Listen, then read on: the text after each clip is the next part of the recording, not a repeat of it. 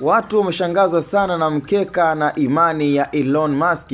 Huyu ni tajiri nambari 1 duniani, na pia usichokifahamu ama usichokijua kuhusu tajiri huyu nambari 1 duniani ni mshabiki mkubwa wa nchi ya Iran. Na hata hichi kinachoendelea kwa sasa, vita ambayo inaendelea kulindima baina ya nchi ya Iran pamoja na nchi ya Israel katika ule ugombanishi ambao umeonekana kutokea katika zile self boundary zinazoonekana katika nchi ya Iran pamoja na nchi ya Israel.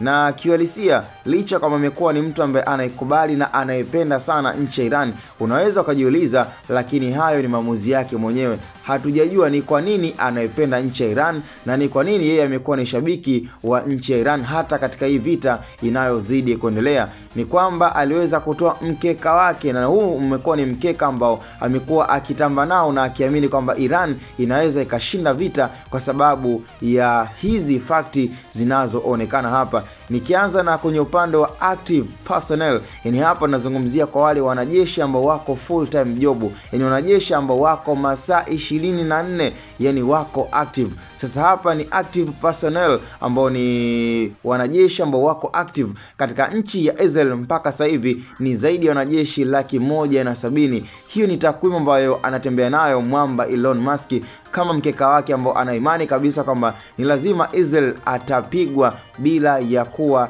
na kipingamizi. Tukienda katika nchi ya Iran mpaka sasa hivi, idadi inayosoma na inayosomeka ni kwamba kuna zaidi ya wale active personnel, yani wanajeshi ambao wako active muda wote full time job, yani masaa 24, ni zaidi ya watu 610,000, yani wanajeshi ambao wako active muda wote. Nikienda kwa wale marizevu, na hapa ndo kidogo labda pengine Muisrael anaweza akatamba katika eneo hili, yani katika wale wanajeshi ambao ni walizevu, yani kama ni masaa 24, basi hawa wako na nusu half, yani masaa 12 ambao wanafanya kazi katika nchi ya Israel katika kitengo cha jeshini, ni zaidi ya watu 465,000, na wanajeshi hao wameweza kutamba katika eneo hilo. Nikienda kwa nchi ya Iran wako 350,000, lakini nikienda kwa paramilitary, hili ni jeshi la ziada katika nchi ya Israel, lakini pia na upande wa nchi ya Iran, yani jeshi la ziada kwa nchi ya Israel ni watu 35,000, lakini kwa upande wa nchi ya Iran